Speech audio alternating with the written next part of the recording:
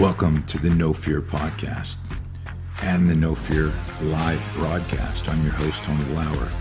If you're into mindset training, performance psychology, personal development, you'll dig this new format. No Fear Live is a unique broadcast, and it's different from the No Fear podcast. We decided to go live because we wanted to create the opportunity to interact with people like you all over the world, where anyone can log in and ask questions, and in some cases, you may even get invited into the show. The great thing about the live broadcast is that it's much more personal for the listener. That's you. Remember, self-defense isn't always about a confrontation with someone else. The first and most important fight is winning the one inside your head.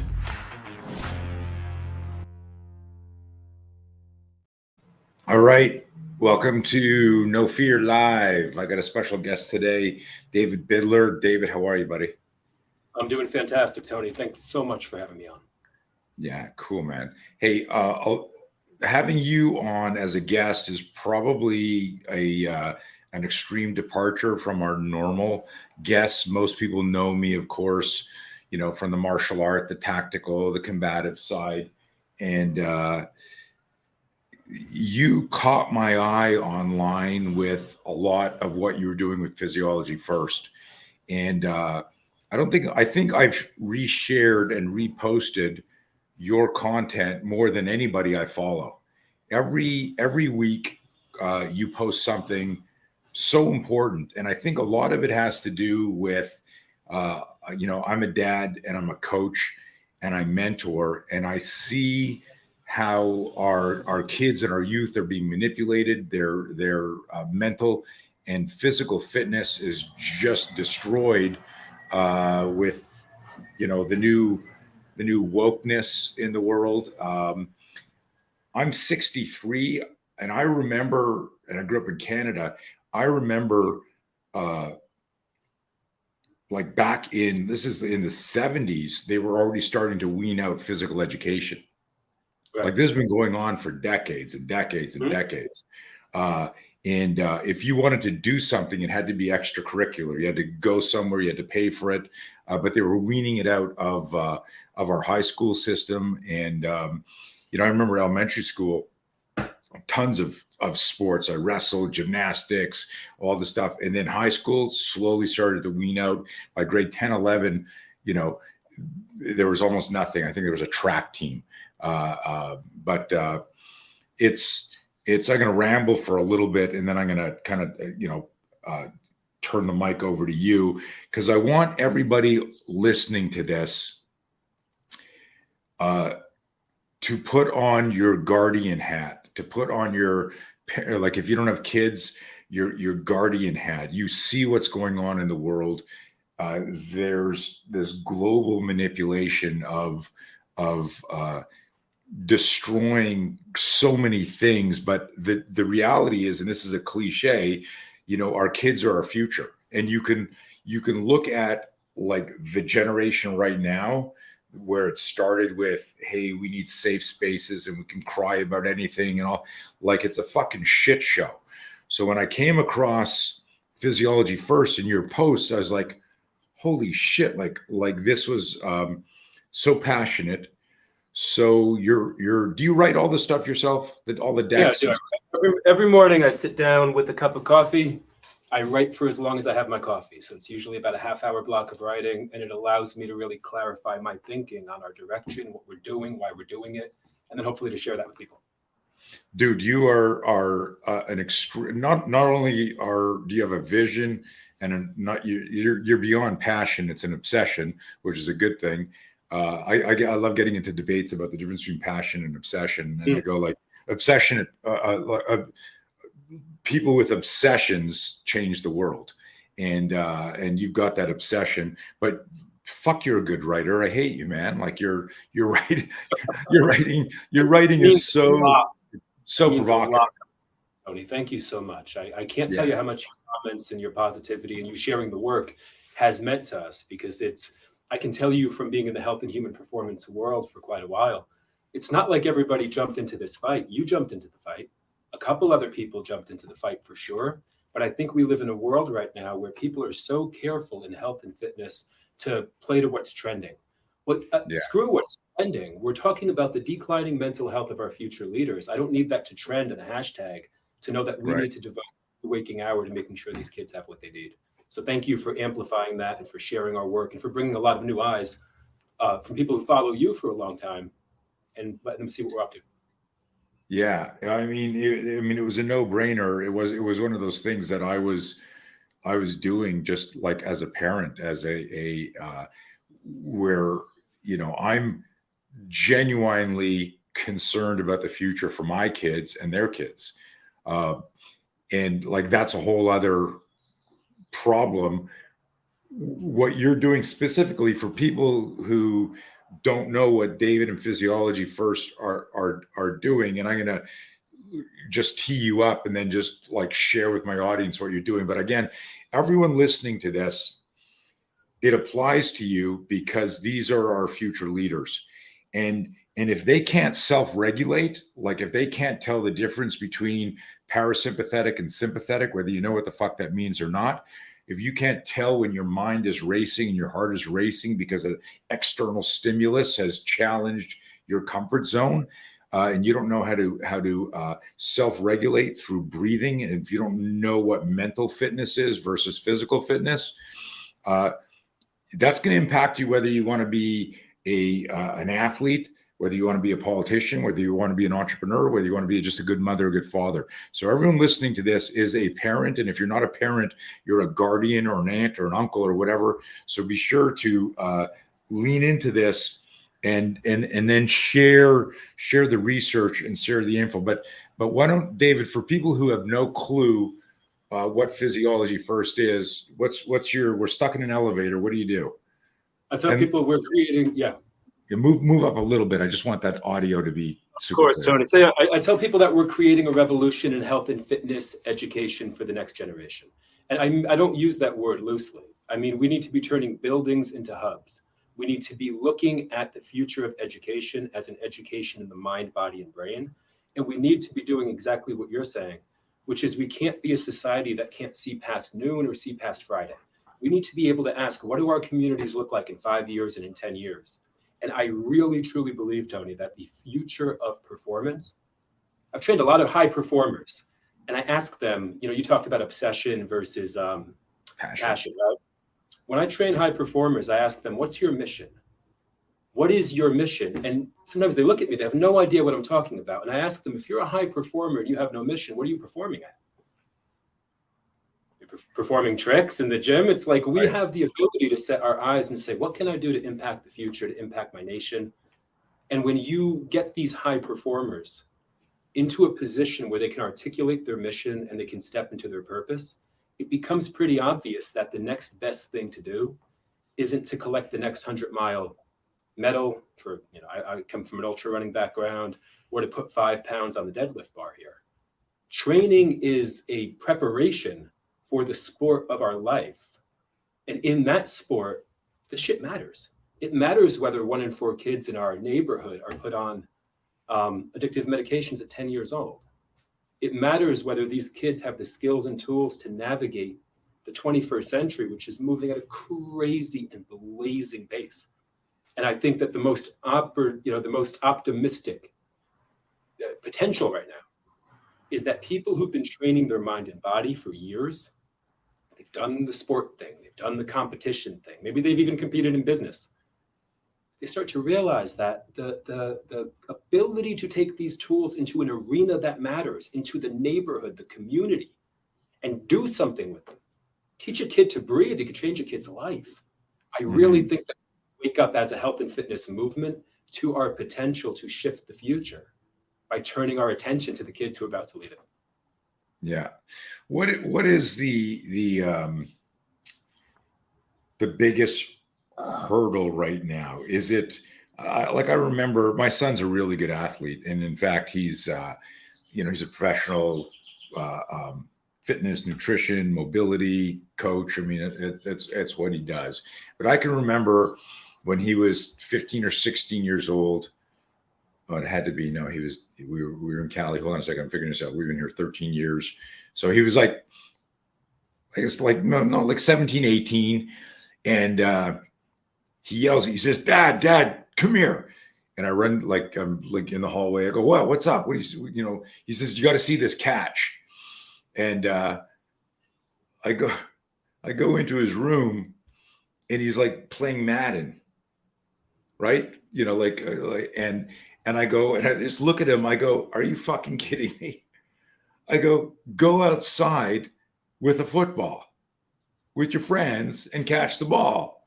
And I get it. Like there's people listening to this who maybe, that's how they decompress. They are online. I was never a gamer. I never, got into that stuff. But it was like that moment where it was like, he was so excited about this digital catch as opposed to like the real stuff.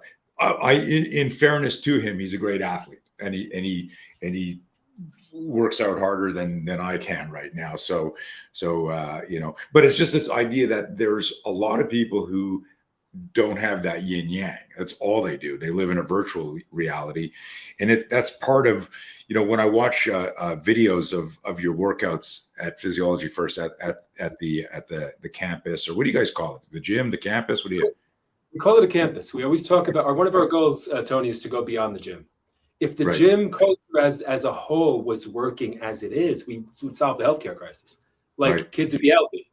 So how do we go past exercise and into education through experience? That's our Right. goal. So yeah, no, I love the term, and I didn't know if you call. Obviously, I read all your posts, so like it osmosis, it had popped in there. But the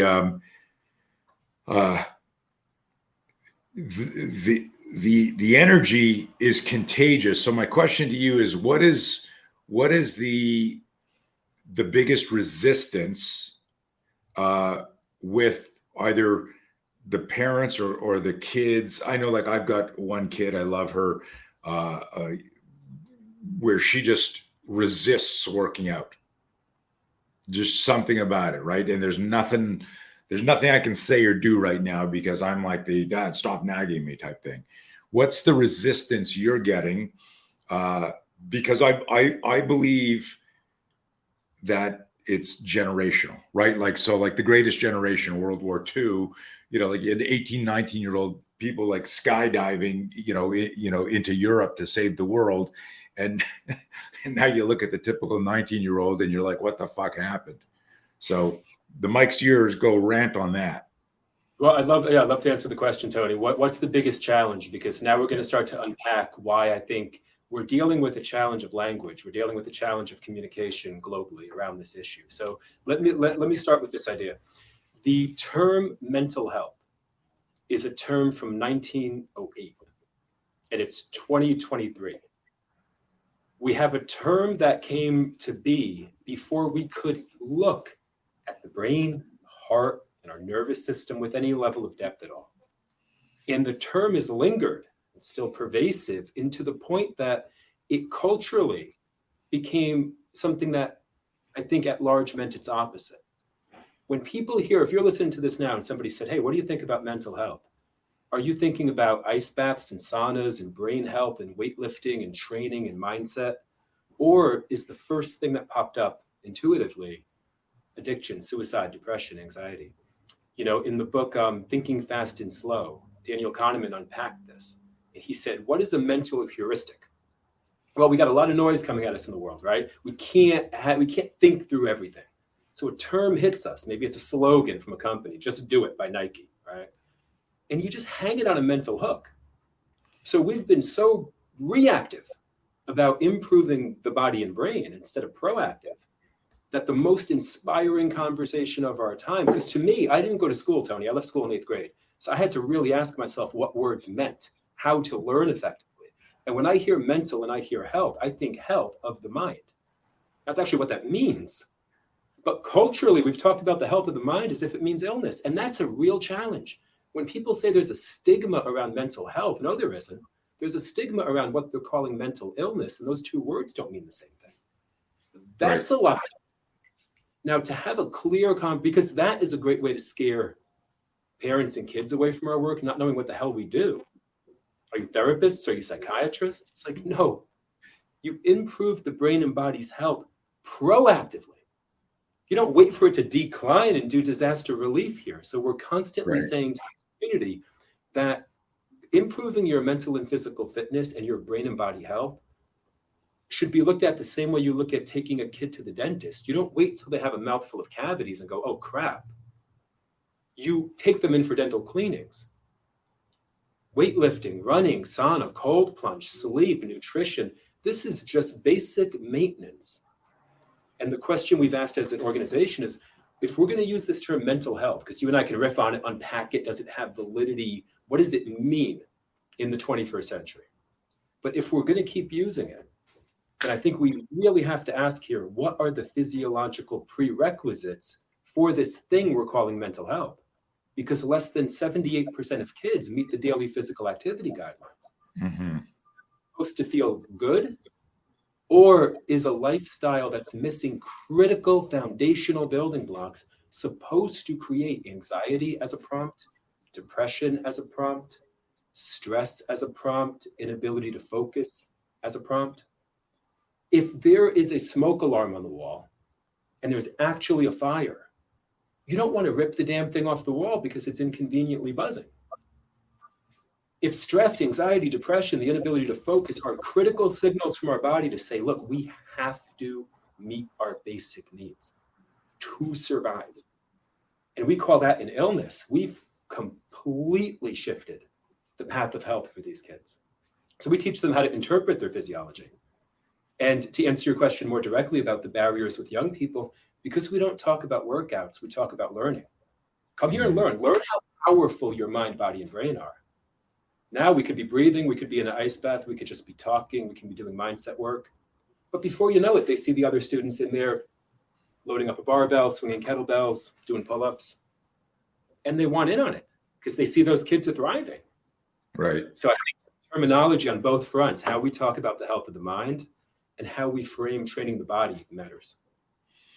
So I'm a huge semantics person. I love teasing people when I talk about the specificity of language. You know, one of my mottos for decades now has been the degree of clarity with which you define something determines its usefulness to you. And so I always tease people because usually there's, you know, at some point you get somebody who goes, well, that's just semantics. It's the same stuff.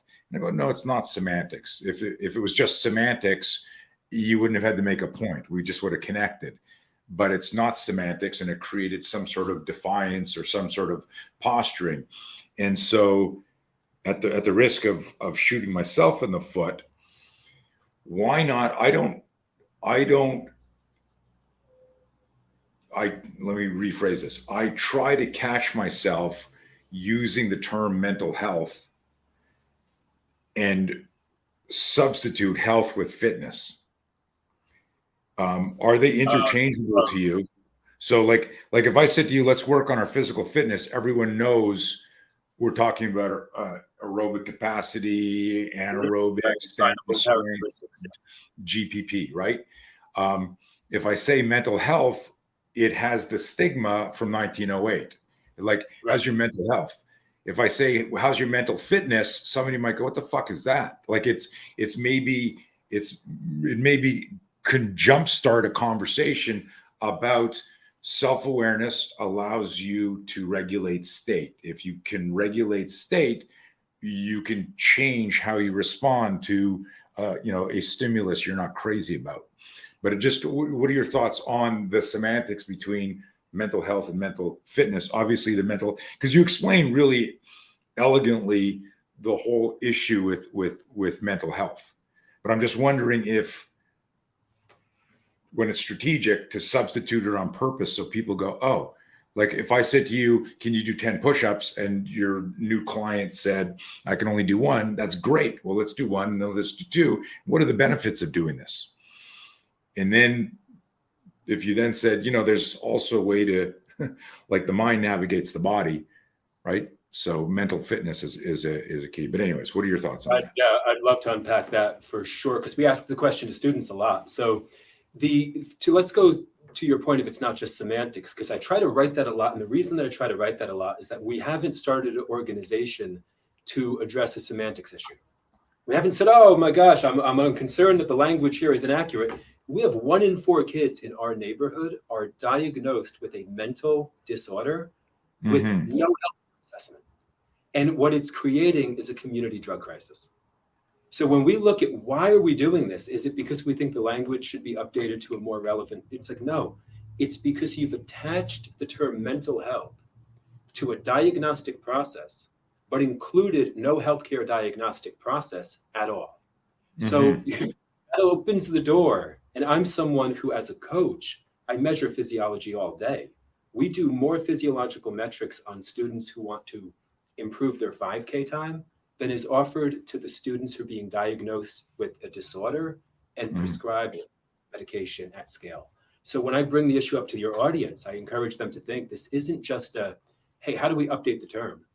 It's how do we make sure that healthcare diagnosis is predicated on healthcare data, as opposed to a subjective analysis of the human mind, because man, this is a weird time to be doing that in terms of the mental landscape, the influence of technology on our ideologies, and on the fact that no one has been able to agree on whose mind is healthy.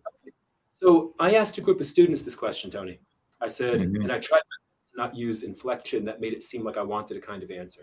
I was teaching at a high school. And I said, hey, what do you all think when you hear mental health? The answers were, I try not to think about it. I think stress, I think anxiety, I think depression. I think one kid was like, well, I think it's something that I could work on improving.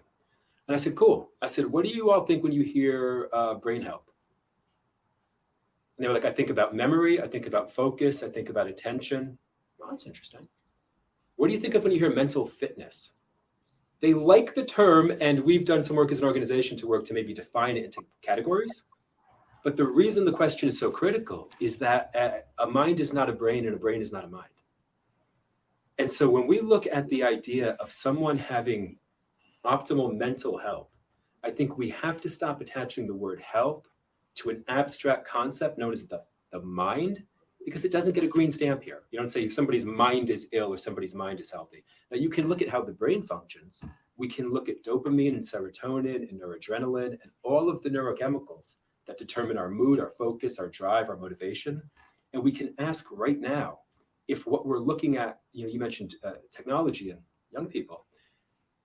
When you look at the rate of what's being called mental health issues or mental health disorders, and you look at that in a trending line along technological developments, here's something for the audience we can unpack together. When I go on my phone, I go on Instagram or YouTube or whatever, and ideally I see something interesting. Otherwise I wouldn't be there, right? And the job of the company is to keep interesting content coming your way via this thing called an algorithm. It's why you actually want to stay and poke stuff, right?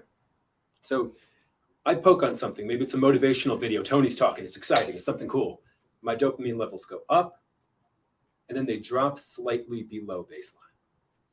And then I see another video. Somebody's really inspired me. My dopamine levels go up, and they drop slightly below baseline. Fast forward 4 hours or 5 hours or the average time that a teenager spends on a phone, and ask if we aren't looking at a neurophysiological depletion of dopamine, which is what drives motivation in the human being. And then tell me if that's a mental disorder or a baseline physiological function. Because if we can't answer that question, we don't know if we're talking about the body or the mind. That's a critical distinction when you're making a diagnosis involving medication that kids are getting hooked on at scale. It's a critical time to unpack this, because it leads to the question, who gets to decide? If we're talking about a brain and body issue, you measure physiology first. If you're talking about the mind, well, then that's a very, very interesting conversation, again, on whose mind is healthy in 2023 and what exactly that is. When I look, Tony, at wearable data on blood glucose levels, heart rate variability, sleep, nutrition, I have hard data that shows me the physiological state of a person. I don't know how we decide who gets to define somebody's mind as healthy or ill. But I think a database 21st century health assessment in an age of technologies that fundamentally alter the organ of the brain is the only way we're going to get out of what we're calling a mental health crisis, by calling it a health crisis. Mm-hmm. Understand the difference between the physical and the mental processes in a human being. It's not just kids; it's adults too. It's an interesting thing because I've got a pretty strong mind, and I find myself grabbing my phone and doing shit because I don't want to do boring work. And so the drug of, okay, like this is like a line of Coke, right? And it's like, okay, grab your phone, hit some shit. And if you don't have the self-awareness to go, dude, you are fucking procrastinating, you're wasting time, you are, so everyone out there, kids or not, like that shit's real. And a lot of, I've never went down the rabbit hole, but I'm sure you've read and heard about the difference between TikTok in China and TikTok in America. Absolutely. Tony, we can talk all day about the platforms. And I think another layer of complexity we're going to kind of add on, maybe we can pack through together, is that there's this other conversation happening about social media, and it's two conversations at once. There's a conversation about content. What is the content that these young people are seeing? What is the quality of the content? How does that affect them? That's one conversation. It's really worthwhile and critical. Then there's the conversation I don't think is happening, which is what is the physiological load, the impact of systemically lowering dopamine levels all day long? An analogy that I use when I present to young people is I say, look, if I fill this thing up with high test espresso, right, 20 ounces, and I start banging back espresso shots while I'm presenting, what do you think you're going to see change about me? And I ask them. Maybe you're going to start to talk faster. Maybe you're going to start to sweat. Maybe you're going to start to get jittery. And I'll ask them, have I developed a mental health disorder in the span of 20 minutes? Or did I just impact my physiology? Now with adults, I ask them, what if I filled this up with whiskey? What would happen in 20 minutes, Tony, if during this whole conversation, I'm just banging back shots of whiskey? Well, I would get drunk. Right. Physiological process, not related to my psychiatric health. And we're continuing to conflate the two things. So technically, we need to be asking, what does this do to the brain and body? And then societally, we need to be asking, what kind of content are kids seeing? Can I share a really heavy short story with the audience? Yeah, please. I wrote about this because as I write often, I'm not on Instagram to become internet famous here or to get 1,000 likes. I'm on Instagram looking for leaders who want to get organized to help kids. It's the only people that I write for. It's the only reason that I write. And so I write heavy stuff because, again, I don't think any of us need to do, picture a meme right now with, somebody shooting at somebody's feet and making them dance. You know what kind of meme I'm talking about, right? Mm-hmm, yeah. Right? Boom, boom, boom, boom, boom, and Bugs Bunny would start to do the dance. We don't need to do that for the algorithm. We don't need to juggle kettlebells or do backflips because it's trending. I think we really can use the technology and say, hey, we can put out a call for action, for leadership, for a real movement to build here. But the reason I say all that is I wrote something the other day and it got a great response. I was grateful of this. But I said, the first death where social media was implicated as a factor in the cause of death was a 14-year-old girl. It just happened. I say just happened within 2 years. 14-year-old girl. And she committed suicide. And the people working on her case said, when I looked at what her Pinterest, her TikTok, and her Instagram looked like in the months leading to her death, they said I couldn't sleep for days. Jesus. For days. Now that's haunting. So what was this young girl seeing? This is a content issue now, as we talk about the difference between physiology and psychology. What was she seeing that haunted this adult so deeply? Well, she got into a set of hashtags around suicidality, around cutting, and around romanticizing taking one's life.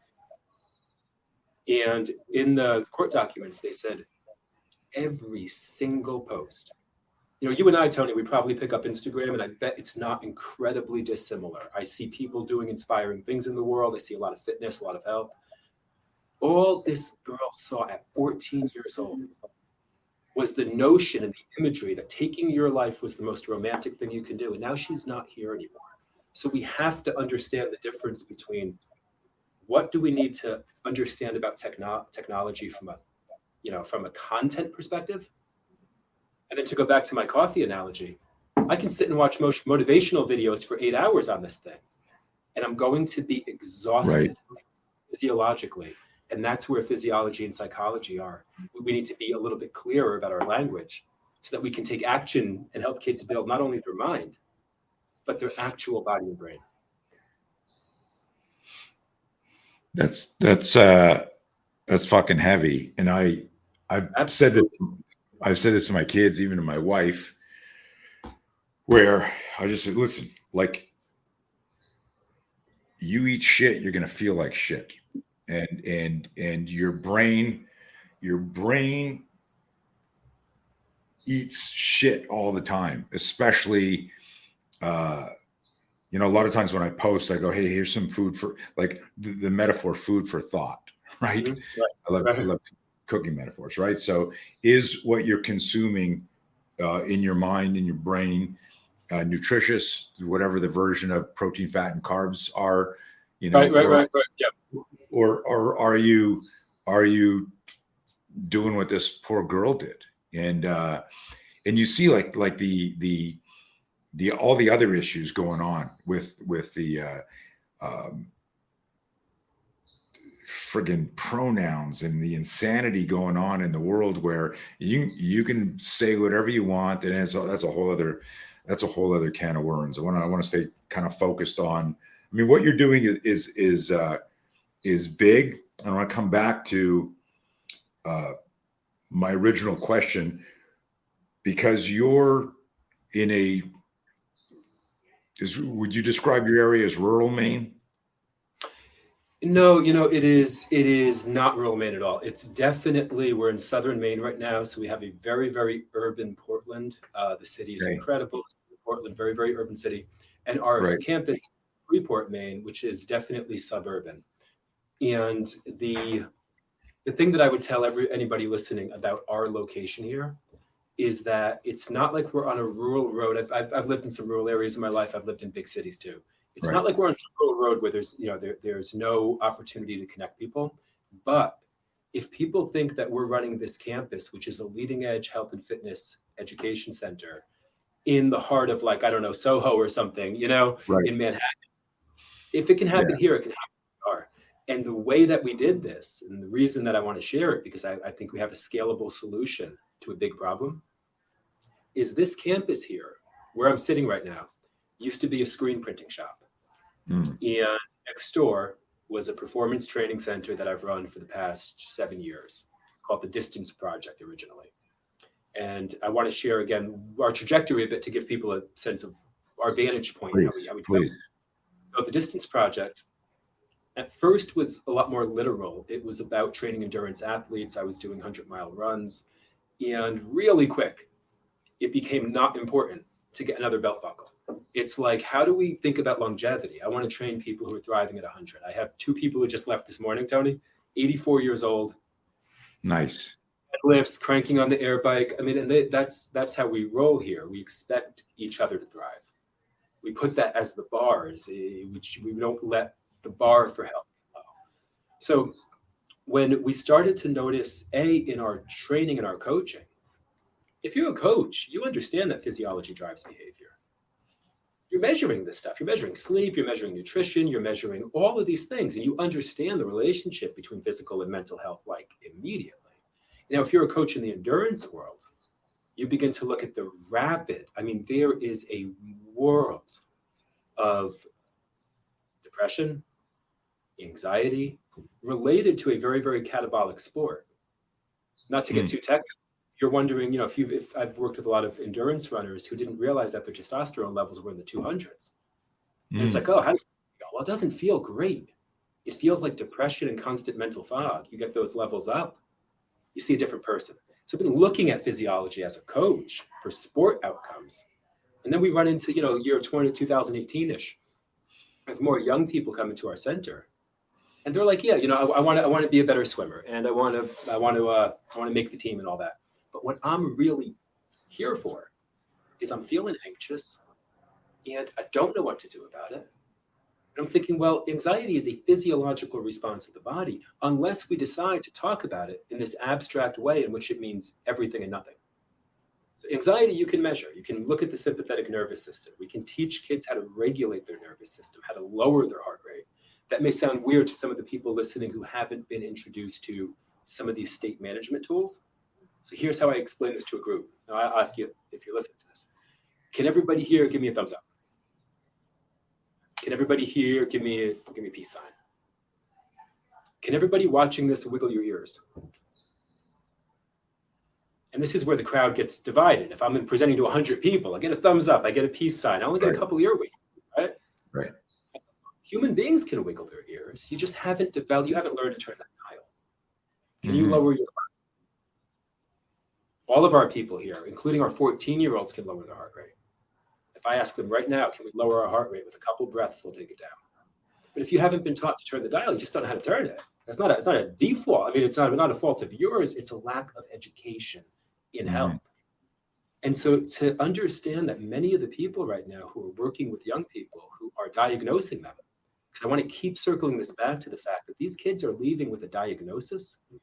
They are often leaving with medication, and they're leaving with a blanket, a label that they carry with them throughout their life. I've had more people, Tony, young people say to me, I have anxiety. I tell them, you can't have it. Meaning like you can't, I only ever hear people say, I have hunger, like you're experiencing. You don't have exhaustion, you are tired.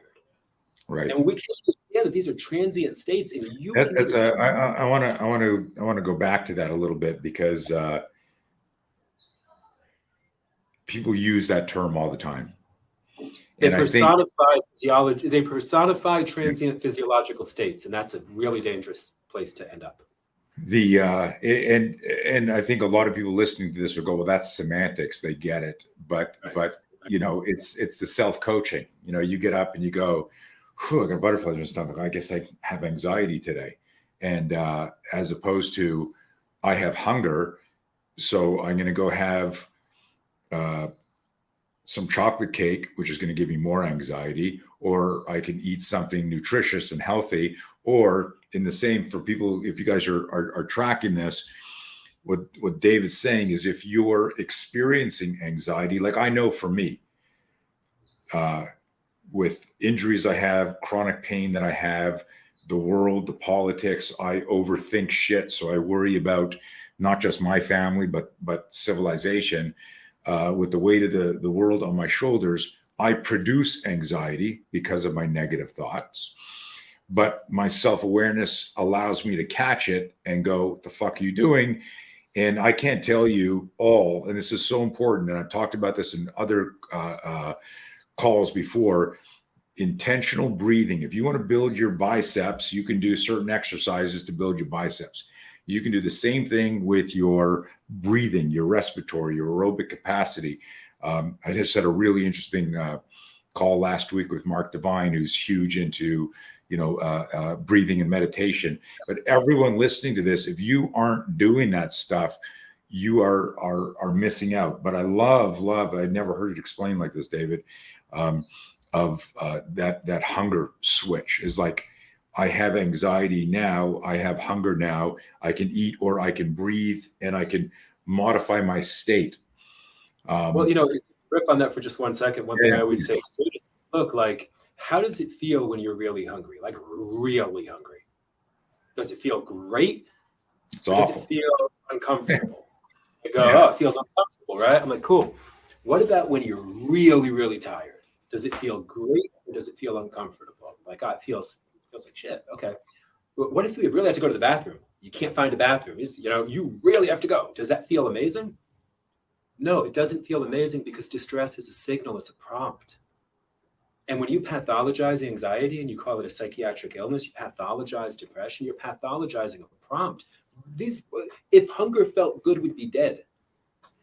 If exhaustion would be dead. We are so disconnected from learning how our physiology works that you get a prompt. It says, look, You're hungry because you need to eat. Ideally, right? Because we can talk all about the chemical signaling for hunger and whatnot, and sometimes we eat when we're bored, and I get it. But ultimately, hunger is not a you don't have a hunger disorder.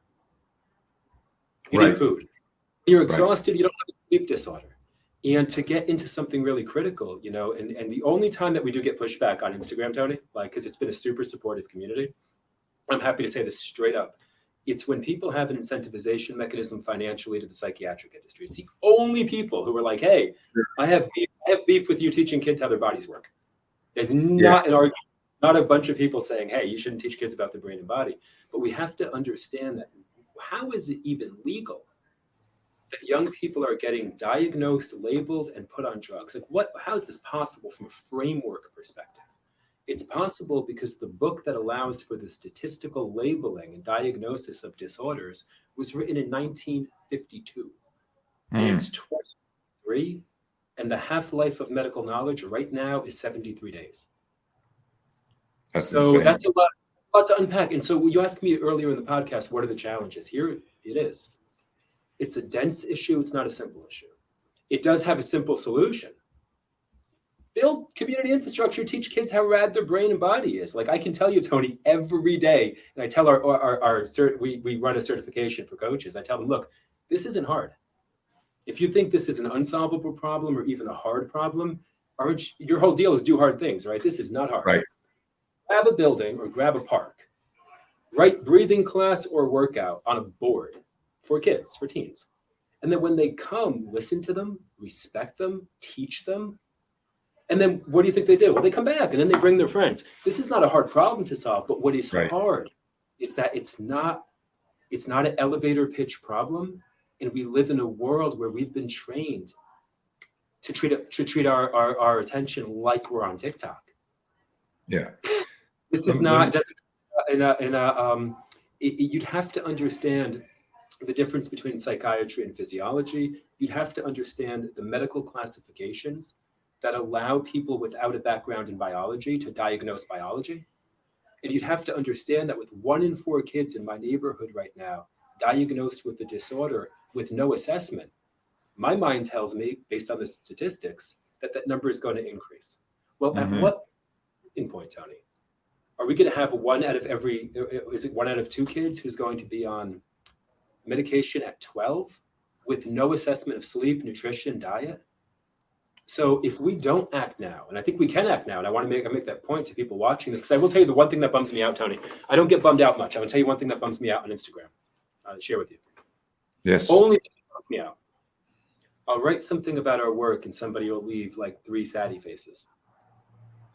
And I'm like, where the hell do you not see the potential for impact within you?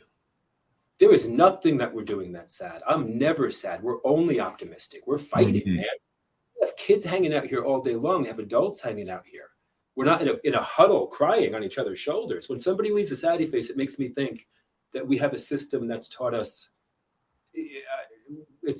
helplessness. We've learned helplessness. If you're somebody watching this and you think that the health and fitness of kids is important, I can show you exactly how you can get involved. It won't cost you $1. You will learn about yourself.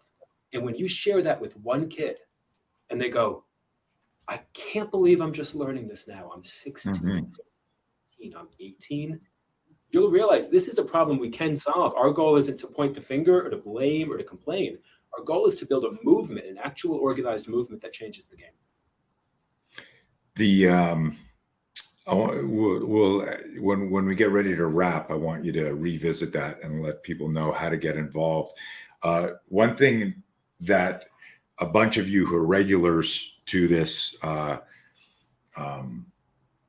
podcast have heard me talk, that as a lifelong combatives, martial arts, boxing, taekwondo, wrestling, all sports, my aerobic capacity was always world class. I mean, of course I got tired when I exerted, but it wasn't until I got injured in my late 50s and I had that neck injury where my neck got hypermobile, and if it slipped out, it would put pressure on my vagus nerve and it just would trigger. I'd be in my car and all of a sudden I have to pull over and get out of my car. for no reason. I was just like, holy shit. Insane. So I knew people who had suffered with anxiety in the past, Mhm. but I didn't, this was like literally like a light switch. It would happen that fast. And I wrote about this, and the guy that turned me on initially to, multiple breathing modalities was my buddy, Brian McKenzie. And, Yep. But like I tell people, like that, I don't want to say it saved my life, but it saved my mind, because I didn't know what was going on. And it's kind of an interesting full circle, because it saved my mind, and the mind navigates the body. And I would be doing like breathing. It was almost like, going back to your hunger metaphor, which I love. It was almost like I had a tapeworm, and I had to have breathing snacks, sometimes 10, 15 times a day. I'd have to stop and get in a chair or lie down or go for a walk and just really control myself. And the serendipity of that horrible time was that it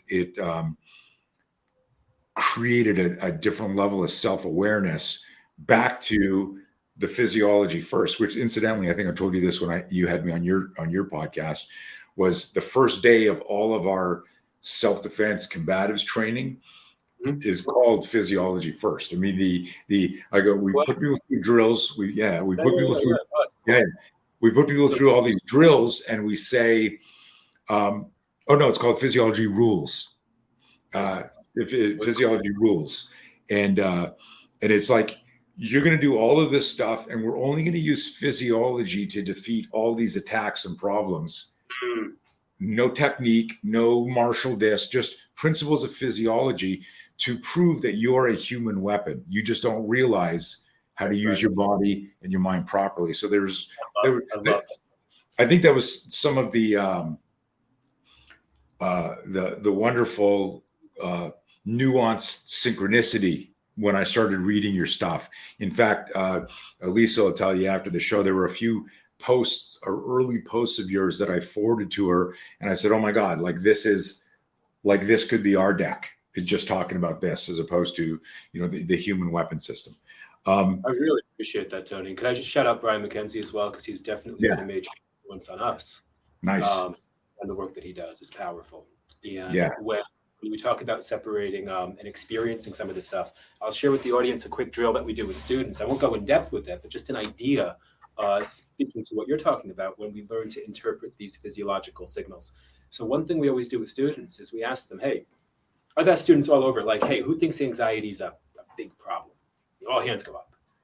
And I'm like, cool. Like, who can define anxiety? You can hear a pin drop. And it's like, okay, so we're talking about a large cultural abstraction with no definition, and you're going to build a game plan? Like, you're going to build a program to manage anxiety when we can't even define it? So let's get into it. What does it mean? And then we go into the nervous system. But one thing I like to ask them is, I say, who wants to have some anxiety? Who wants to taste anxiety, taste fear? Because if you taste it, then you know that you can enter and exit that state volitionally. But if you only wait for it to happen to you, you surrender that agency. So who wants to taste it? But you got to remember that in our center here, there is nothing clinical about our environment. We're not clinicians, we're communicators. And that matters big time. So we'll have a young person go on an air bike. Now there's Wu-Tang Clan playing. The place is lit. There's kids hanging out. It's certainly fun. And we'll have them do some breathing exercises and breath holds on the air bike. We'll show them how to lower their heart rate. And when we have them do breath holds, pumping up the wattage, and they go, I'm like, hey, what does that feel like? Oh, wow, that feels, I feel anxious. I love, Tony, when somebody can smile and laugh while saying, I feel anxious, because then they are exploring a transient physiological state with leadership, agency, and self-control. Well, then when it happens, you're getting up on stage to speak or something, right? And you're like, oh, man, you can say, well, I've been here a million times. I've trained this a million times. But without any training, we're expecting these kids. I mean, think about that. With no training and no skills and no education, we're expecting these kids to manage their brain health in a technological environment that fundamentally impacts the brain. We're expecting them to manage anxiety at a high level. These are skills. You train them in the things that you do, the things that I do. You build the skill set. And I can say straight up, if you haven't built the skill set, you're not disordered for not having it. You just haven't met your mentors yet. And if we can scale a program like this, these kids will have the skills and tools to manage their brain and body. And I think that's the most powerful skill set we can give our future leaders, is the skill set of self-control. I love it. I love it. I got a really cool comment here. Check this out. For those of you who can't see this because you're listening, Michael, who's a regular listener, he wrote, "Every day is school day, Tony. Every time you introduce me to a new guest, you facilitate my procrastination." Ha ha ha. Smiley laughing emoji. You just added physiology first to my Instagram. Great show, but I'm having problems with the connection. So you'll have to listen to it after, Michael, but thanks for the comment. I love your use of language again, like tasting fear and anxiety. In our whole approach to self-defense involves stress inoculation, big fancy word for you're going to induce this problem and then you're going to practice solving it. And what's going to happen is you're going to acclimate to that, and then the brain's abstraction skills, anticipatory cells, the neuroplasticity of the whole learning experience goes, hey, I can fix this. And another thing that we do that's really unique, not that this show is about I guess it is about self-defense in the holistic sense, but and I know you do this intuitively, but I'll share where I'm going with this and then talk about how your program agrees or conforms to this. One of the biggest mistakes made in conventional self-defense is moves are taught with exact precision and specificity, and real confrontations are messy, they're dynamic, they're fluid. And so we have a maxim. We tell people, don't confuse tactical with technical. And that the singular focus on technique can get you fucking hurt in a real fight. So to me, it's about regulating state, not black and white is like, okay, you're freaking out and now you're not freaking out. Let's go for a walk. Let's go get some air. As opposed to, what do you mean you're not perfect right away? So talk on that, because I can see your brain. I would love to. I'll share with the audience a personal experience of mine and a learning curve, because I think that learning is the most powerful skill of the 21st century. If we tell these kids, what can you do, not to differentiate yourself meaningfully for some college recruiter, no, what can you do to be unstoppable as a human being? Learn ferociously, learn with ferocity, learn with autonomy, learn by yourself, outlearn your limitations. And so I'm on a fun learning curve right now, Tony. I just got my motorcycle license a couple of weeks ago.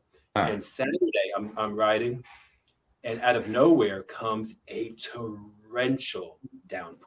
I mean, but I haven't ridden in the rain yet. I'm on a nice set of roads here in Maine, and I mean torrential. Can't see through my visor, can't see what gears. But that's why we train. Why you don't get rigid. That's when you can lean in. You can trust your breathing. You can trust your physiology. You can be smoother and more intuitive versus more rigid. Because as you know from the fighting world, as soon as I lose flow, and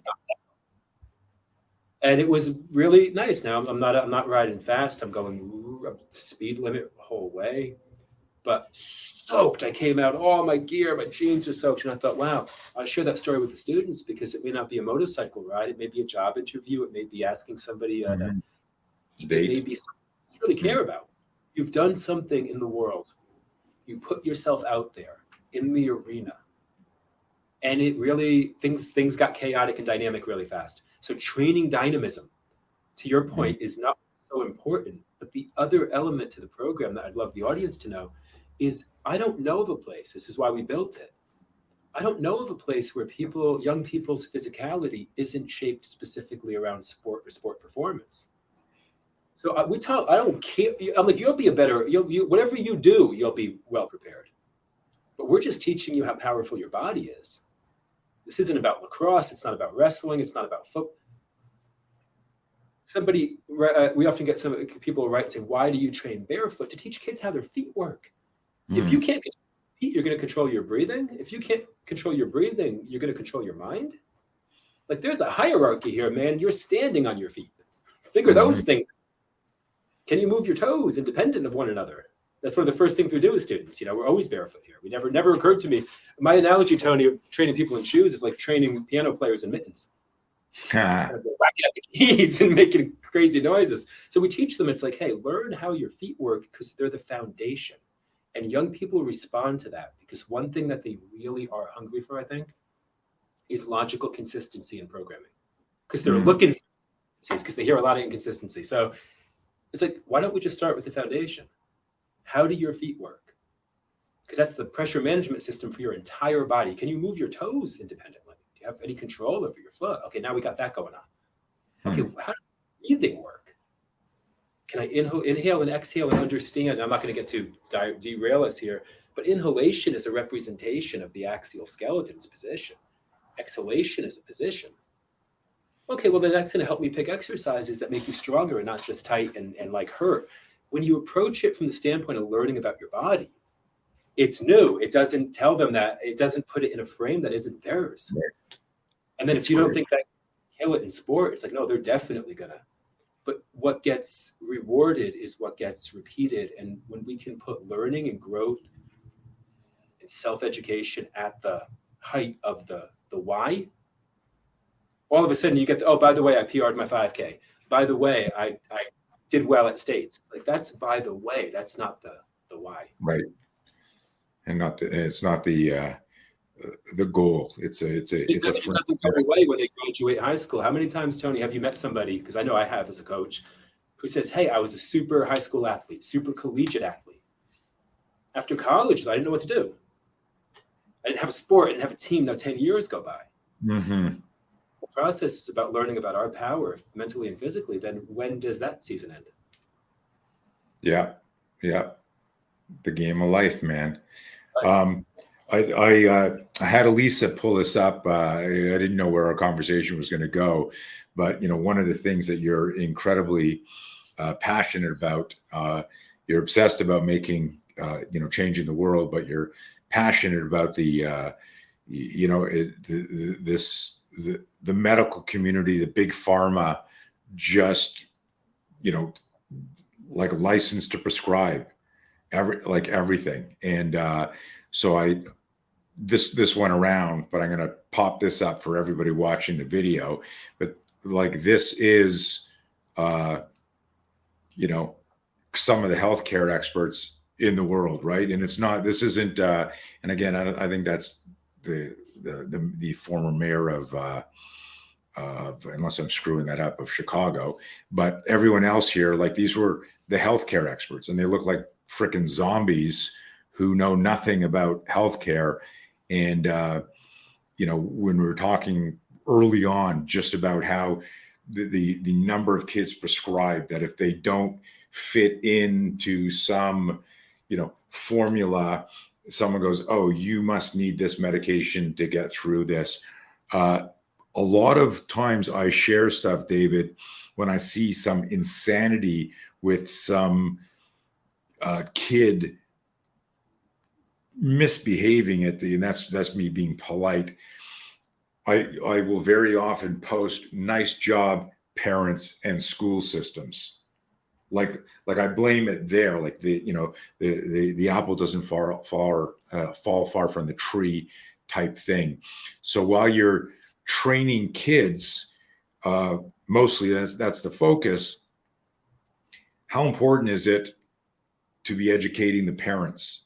And obviously at a certain age, kids can't get a tattoo, but they can have, their sex change. But how important is, so a certain age, your teenagers can come in and they go, hey, this is cool. My friend told me about this, and they come in, they experience your campus. Mm-hmm. But how important is it in the big picture to be educating the parents? And that's what I'm hoping, like having you on my show. I said this a couple of times, and I'll wrap it up with that, is like all of you listening to this, I guarantee there's no 16, 17, 19-year-old listening to this. Right?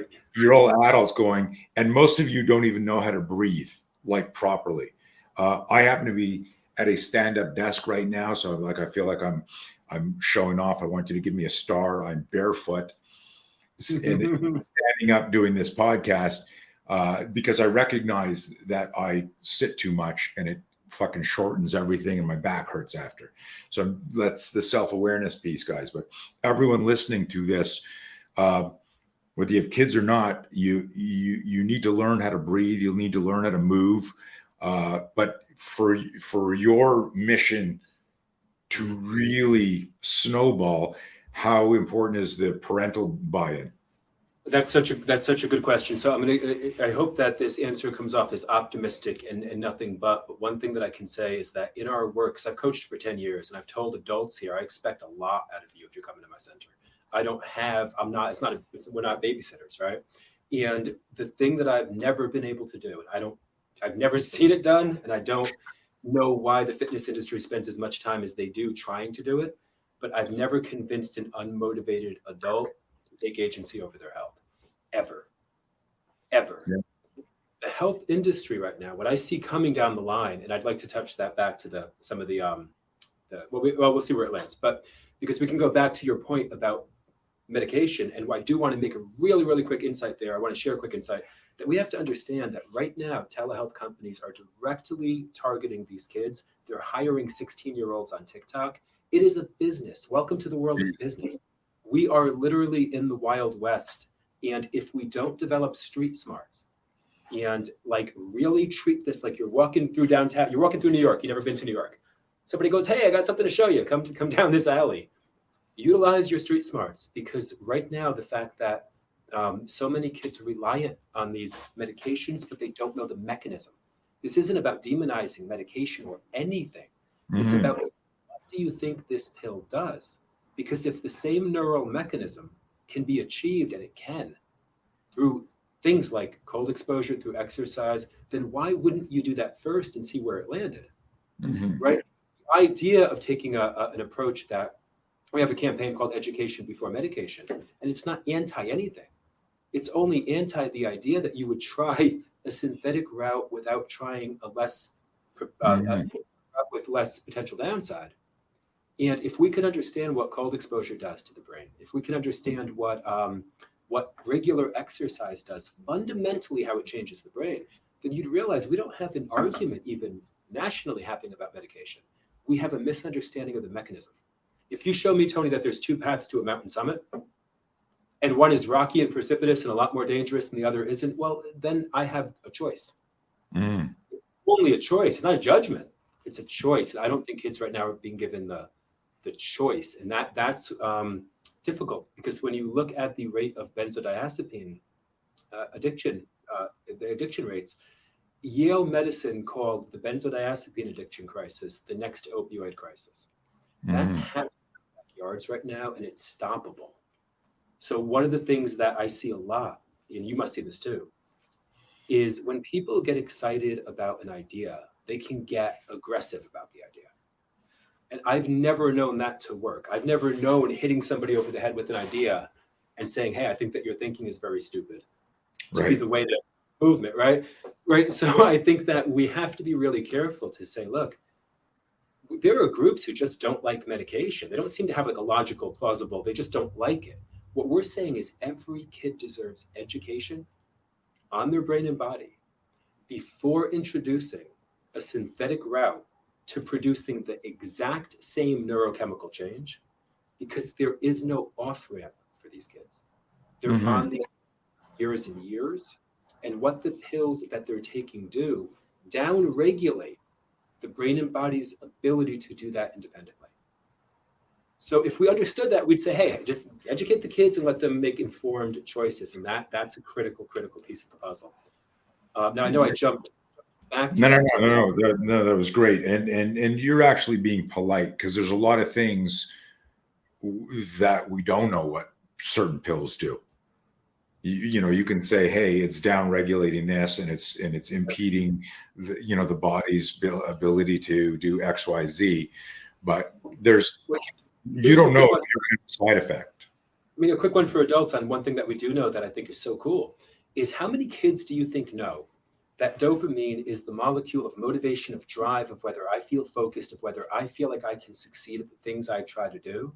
And that exercise not only increases dopamine levels, because I think we have a misunderstanding sometimes about the mental health or brain health benefits of exercise being transient. Oh, I got the runner's high. It's like, no, you've actually created more dopamine receptor sites. You've structurally changed your brain to be more receptive to joy, more receptive to motivation and drive. Structurally, you built more landing pads. Wow, that's pretty cool. Imagine if kids knew that. Well, then all of a sudden their workout isn't just about getting it done or burning calories or whatever the cultural narrative is. I think the future of health and fitness is building our brain on purpose. And so you asked me, Tony, and what I can say is this, and this is what I hope doesn't come off as anything, but I hope it doesn't come off cynical. We have to understand that you lose up to 10% of dopamine neurons every decade. You have the capacity to lose it. The capacity doesn't mean you will, you have the capacity, right? So the adult that you couldn't motivate at 30, who didn't take action in their own life at 40, is no more motivatable than they were 10 years ago. They're Right. less. Do you know who is easy to motivate? Kids. So when I look at the fitness industry, trying to convince 40-year-olds who've decided that they're not that invested in their own health to be invested, you know who's invested? Kids. I've never met a 15 or 16-year-old who'd given up on their health. They need leaders, they need mentorship, they need education, they need skills. So as a coach, what I do, it works for me, is I only work with two kinds of people. I work with leaders. I'm looking for leaders, man. I want people who are ready to build things. And I work with youth, and then I pair leaders and youth. The larger community, as it becomes more normal to talk about brain health and taking care of our health, I think the tides will turn. And I hope that people are doing that work at large. But when you have a limited amount of energy and time in the world, and you're clear about what you're seeking to do as an organization, I really think, Tony, we have an army of health and fitness professionals who, if they see this fight as a battle of physiology, because why aren't health and fitness people getting involved? Well, they're being told to stay in their lane. It's a mental health issue. It's like, no, this is a brain and body health issue. Sleep is a brain and body health issue. Nutrition is a brain and body health issue. Exercise, sunlight, these are physical issues. And who but the physical fitness community is going to stand up and get involved? Well, when I think we realize call it an industry or call it a movement, that we are the ones. Nobody else is coming, man. There's not going to be some trained fleet of employees who go through some training program to physiologically educate kids. It's us. And when we can step into that fight, we can make a world of change. And what we do see here, and this is really cool, is when young people come in by themselves, sometimes their parents follow. Sometimes now all of a sudden, it's like, what's going on in there? So I feel like the focus for us is to train leaders, train kids, and get them together. And I think that the ripple effect happens from that hub. Because if you go to our Instagram and you see the workouts and stuff, I have a lot of fun. We're hanging out, we're playing games. It's massively fun. And when they realize that this isn't dark, this is the most exciting, inspiring conversation in the world. We're talking about the future of the human mind and helping kids kick ass. How isn't that the coolest thing ever? So sometimes the community needs to see it in action. So if you're watching this and you are a leader or you're a young person, we have the resources to help you rock and roll, and then your community will see the work in action. Love it. Let's wind it up with that. How can people get involved, with you, with the organization, and bring this to their community? What's the best way? You got a kind of a formula that you share? Yeah, we absolutely do. So we have, we've just made our Physiology First online platform, Physiology First University online. We just made it 100% free. We had a membership model, which actually helped us turn this campus. So if you were part of that, thank you. Turn this campus. And I hope that if you do jump on Instagram, maybe I'll throw up, anybody watching this, maybe I'll throw up in the stories some of the before and after pictures. Because when you invite kids in and say, hey, what do you think about this crazy old building? How can we make it the coolest thing? They'll want to paint and help, and they helped to bring it to life. And that's really awesome. Nice. And thanks to growing support, we've been able to make the platform free. So the whole goal of the platform is I'm working as a coach to synthesize stuff that took me a decade to process and then translate. How do we share the simplest micro lesson a day on the brain, body, and mind? And the whole goal is learn a lesson, pass it on. Learn something, it'll take you 2 minutes or 3 minutes, nothing's longer than that. Okay, now how do you communicate that to one person, especially a young person? And we're going to have live workouts, live training experiences, live breathing on the platform. So join it, it's totally free. And just, if it's valuable, translate it. Share it. Let's search into outreach in neighborhoods. I love it. Love it. Is your book out yet? So the original book that I wrote, Breathe to Perform, the goal on that was to be the simplest breathing book in existence. Like that was the goal heading into this. How do we make this a book that you can, because the book is free and it's on the Physiology First platform. Okay. What if you give a presentation to 40 kids and they want to know a little more about why should I breathe through my nose? Why is breathing related to stress and anxiety? You just send them a free book. So the goal was to really synthesize it. I also have an audio edition up. Working on a few larger pieces of writing now, but I think if we can come into the neighborhood and then share resources that people can follow up with. Because I can tell you, Tony, in the early days of this, I'd present to a school and it was real cool. I mean, the kids were all like high five and it's like, all right, well, that's over. What next? So we built the platform to make sure they have mentors, curriculum. So yeah, the thing you can do is jump on there, learn a lesson, pass it on. And then this fall, we're recruiting our next group of certification holders to actually set up shop in neighborhoods. And that's going to happen in September. Nice. Nice. And they can get all that information on the website. Absolutely. Yeah, we're very, very active on Instagram. You'll find updates on our IG page as well as the website. Beautiful. Beautiful.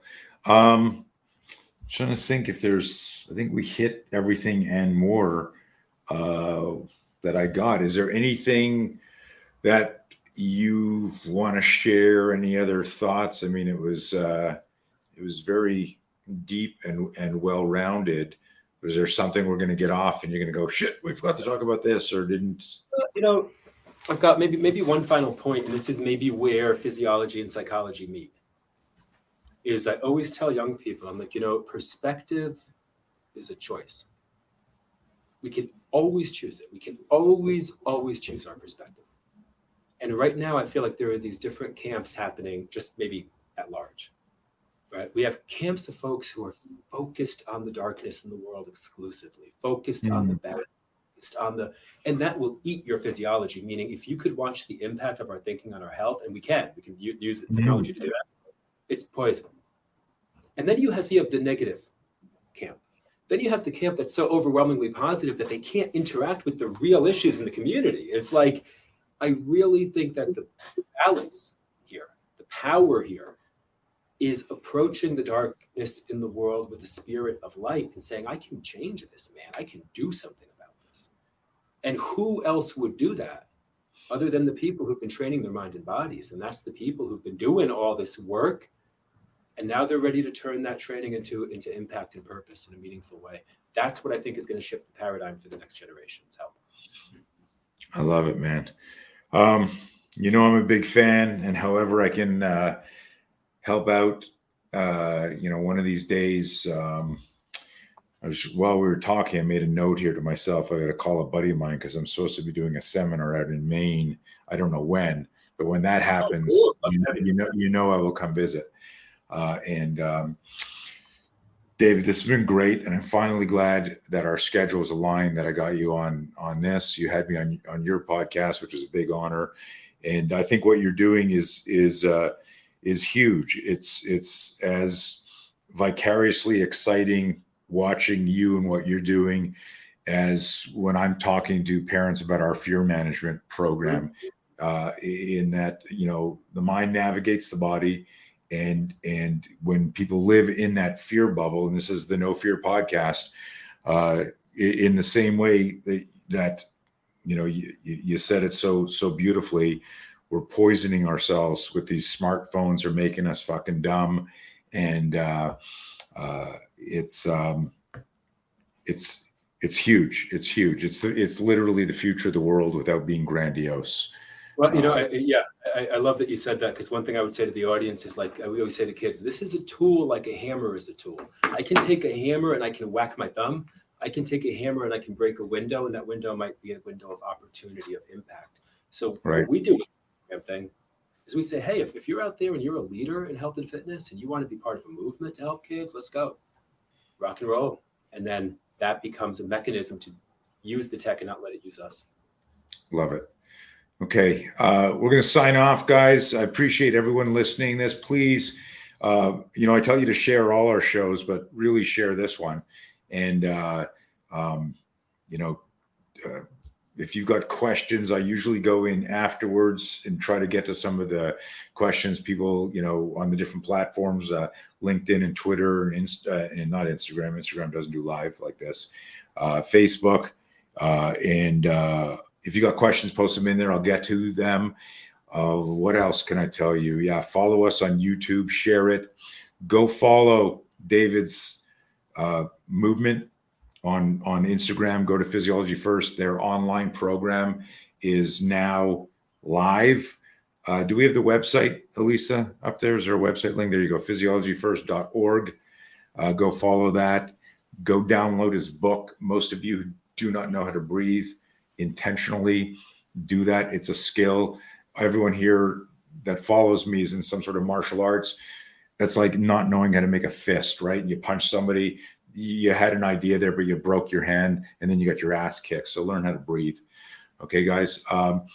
David, thank you so much. Hang on a little bit. I'm gonna sign off, but stay in the studio with me for a minute. And guys, everyone else out there, have a great week.